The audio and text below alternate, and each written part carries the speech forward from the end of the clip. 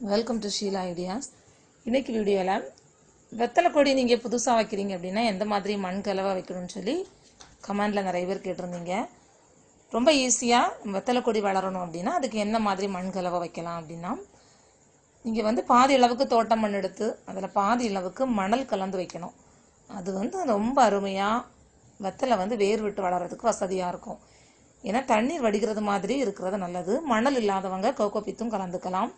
ஆனால் பாதி அளவு இருக்கணும். இப்போ பாதி அளவு மண் அப்படின்னா அதில் பாதி அளவு மணல் கலந்துருக்கணும். அப்படி கலந்து நீங்கள் வச்சிங்க அப்படின்னு நல்லாயிருக்கும். இது தொட்டியில் வைக்கிறதுக்கு. இப்போ நீங்கள் தரையில் வைக்கிறீங்க, தரையில் நான் வெத்தலை கொடி வைக்கணும் அப்படின்னா நீங்கள் ஓரளவுக்கு குழியை எடுத்து வச்சுட்டு ஒரு 3 நாள் அப்படியே விட்டுருங்க. தண்ணி ஊற்றி ஊற்றி அந்த குழியை விடணும்.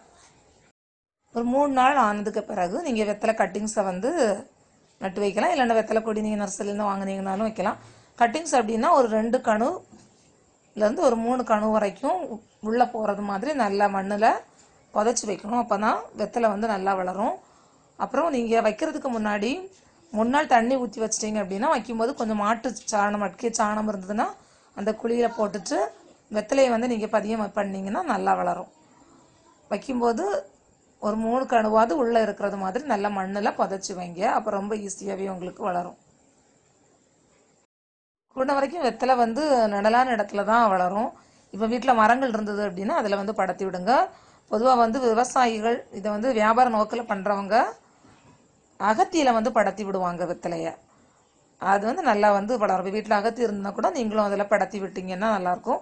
அகத்தியோட இலையும் நல்ல ஒரு உரமாக பயன்படும். Thank you viewers.